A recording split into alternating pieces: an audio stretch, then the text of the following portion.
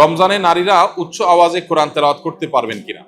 নারী হোক আর পুরুষ হোক, কোরআনে কারীমের তেলাওয়াতের মধ্যে নীরবে তেলাওয়াত করতে পারেন, আবার কিছুটা মৃদু কণ্ঠের মৃদু আওয়াজে তেলাওয়াতও করতে পারেন।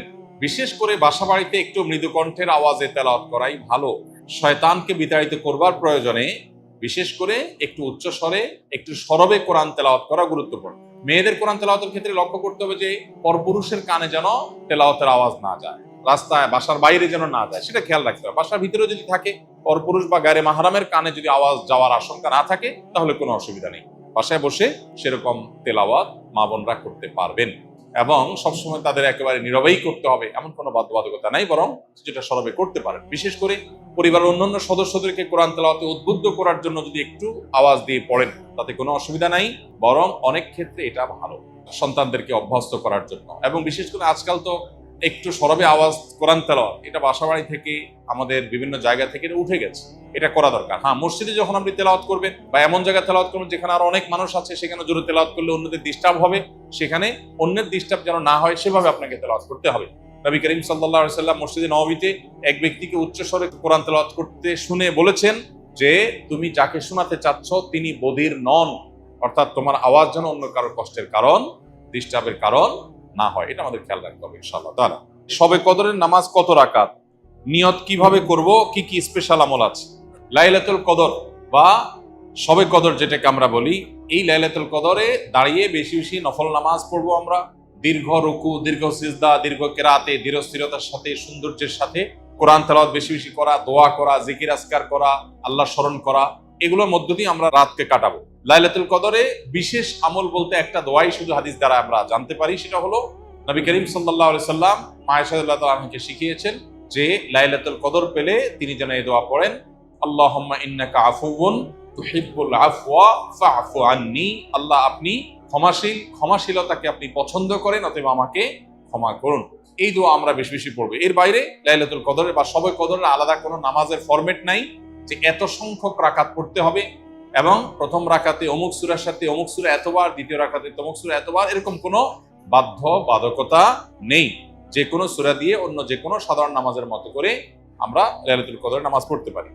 আর এর জন্য আলাদা কোনো নিয়ত নেই যে নাওয়াতু আন উসাল্লিয়া সালাত লাইলাতুল কদর বা লাইলাতুল কদর নামাজ পড়ছি, এরকম কোনো আলাদা নিয়ত দরকার নেই। আমি লাইলাতুল কদর পড়ছি, আমার মাথায় আছে, এটুকুই নিয়ত ইনশাআল্লাহ যথেষ্ট হবে এবং সুন্দরভাবে সালাত আদায় করা, নামাজ পড়াটাই হলো গুরুত্বপূর্ণ। একজন মানুষ ইতিকাফে বসে মোবাইল চালানো, মসজিদের ভিতরে দ্বীন ইসলামের ক্লাস ও মসজিদের ভিতরে ইফতার পার্টিতে অংশগ্রহণ করতে পারবে কিনা এবং কেউ কোনো কিছু জানতে চাইলে ইতিকাফরত ব্যক্তি উত্তর দিতে পারবে কিনা? উত্তর হলো যে ইতিকাফরত অবস্থায় একান্ত প্রয়োজনীয় কথা বলতে পারবে, কেউ কিছু জানতে চাইলেও সেটার উত্তর দিতে পারবে, কিন্তু মসজিদের মধ্যে মোবাইল টিপাটিপি, যেটা অহেতুক মোবাইল টিপাটিপি করা, সোশ্যাল মিডিয়া ব্রাউজ করে বেড়ানো, আপনার স্ক্রল করে বেড়ানো, এটা অবশ্যই ইতিকাফের যে উদ্দেশ্য সেটাকে ব্যাহত করে, ইতিকাফের যে প্রাণ সেটাকে নষ্ট করে। সেটা করা যাবে না বা সেটা করা উচিত না।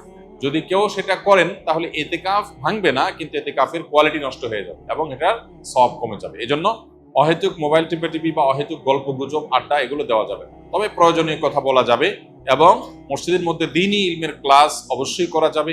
মসজিদের মধ্যে ইফতারের কোনো প্রোগ্রাম হলে সেখানে অংশগ্রহণ করা যাবে, এগুলোতে কোনো অসুবিধা নেই। ইতিকাফ নিয়ে আমাদের মধ্যে অনেকের মধ্যে অতি ভয় কাজ করে, আমরা মনে করি ইতিকাফে বসলে বোবা হয়ে যেতে হয়, কোনো কথা বলা যায় না, এরকম না। সাধারণ স্বাভাবিক জীবনযাপন আমরা করতে পারবো ইনশাআল্লাহ। নবী করিম সাল্লাল্লাহু আলাইহি সাল্লাম রমাদানের শেষ দশকে জীবনে কোনো বছর ইতিকাফ ছাড়তেন না। এক বছর তিনি শেষ দশকে ইতিকাফ রেখে ইতিকাফে বসে আবার বের হয়ে যেতে হয়েছে, ইতিকাফ ভেঙে ফেলতে হয়েছে একটা বিশেষ প্রয়োজনে। পরবর্তী বছর তিনি সেই 10 দিন এবং পরের বছরের 10 দিন সহ 20 দিন ইতিকাফ করেছিলেন। এর মানে হলো দ্বিতীয় হিজরিতে রমজানের রোজা ফরজ হওয়ার পর থেকে নিয়ে তার ওয়াফাত পর্যন্ত, দশম হিজরি পর্যন্ত, এই 8 বছর কোনো বছর তিনি ইতিকাফ ছাড়েননি। অথচ আমরা বেশিরভাগ মানুষের জীবনে এক বছরেও ইতিকাফ করা হয়নি। এটা দুর্ভাগ্যজনক বিষয়। যেটা নবীজি জীবনে কখনো ছাড়েননি, কোনো বছর ছাড়েননি, সেটা আমি জীবনে কোনো বছর করিনি। পরম শত্রুর সাথেও তো এরকম বৈপরীত্য হয় না, যেটা আমরা আমাদের নবীজি সাল্লাল্লাহু আলাইহি সাল্লামের সাথে আজ আমাদের কার্যত সেই বৈপরীত্য আমরা করে রেখে দিয়েছি। এজন্য ইতিকাফের দৃঢ় সংকল্প আমাদের করা উচিত। আল্লাহ আমাদের তৌফিক দান করুন। 2022 সালের ঘটনা, আমি অনার্স দ্বিতীয় বর্ষে পড়ি, তখন একটি ডিভোর্সি মেয়ের সাথে হারাম সম্পর্কে জড়িয়ে পড়ি। পরে তার পেটে বাচ্চা আসে এবং তাকে বিয়ে করি, কিন্তু আমার পরিবার মেনে নেয় না, এবং অনেকে যারা সন্তানের বাবা বলে গালি দিতে থাকে, একসময় রাগ করে সে মেয়ে সন্তানকে 14 দিনের বাচ্চাকে এক বন্ধা দম্পতি দিয়ে দেই এবং আমার স্ত্রীকেও ডিভোর্স দেই। এই অতীতটা আমাকে কুড়ে কুড়ে খাচ্ছে। আমি মনে হয় ক্ষমা পাবো না, আখেরাতে আটকা পড়ে যাব। আমি বারবার ডিপ্রেশনে চলে যাই।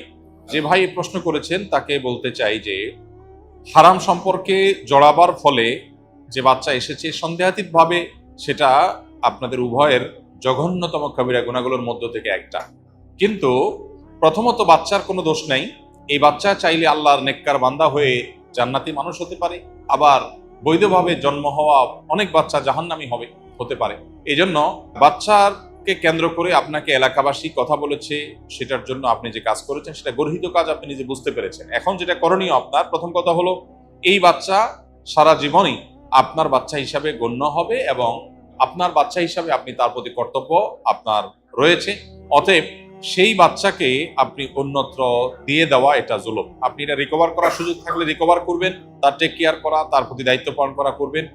আর আপনার স্ত্রীকে আপনি যদি এমনভাবে ডিভোর্স দিয়ে থাকেন যে ডিভোর্সের পরে আবার, যদি আপনার ডিভোর্স দেওয়ার অধিকারই নাই, যদি আপনি বিয়ে না করে এই হারাম সম্পর্ক করে থাকেন, তাহলে ডিভোর্স এটা কার্যকর হয়নি। তাহলে আপনি এখন চাইলে তাকে বিবাহ করে নিতে পারেন এবং যে জেনা হয়েছে সে জেনার জন্য আল্লাহর কাছে আপনার তওবায়ে নাসুহা, সর্বোচ্চ লেভেলের তওবা আপনাকে করতে হবে। অতিরিক্ত ডিপ্রেশন শয়তান আমাদের মধ্যে সৃষ্টি করে, আমাদেরকে নিরাশ করে দেয়। আল্লাহ বলেছেন ওয়ালা ইয়াইআস মির রাউহিল্লাহি ইল্লাল কওমুল কাফিরুন, আল্লাহর রহমত থেকে কাফির ছাড়া আর কেউ নিরাশ হয় না।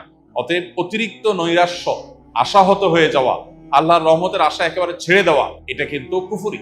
অতএব এটা যেন না হয়। আমি যত গুনাহগারী হই না কেন, আল্লাহ তাআলা আমাকে ক্ষমা করতে পারেন।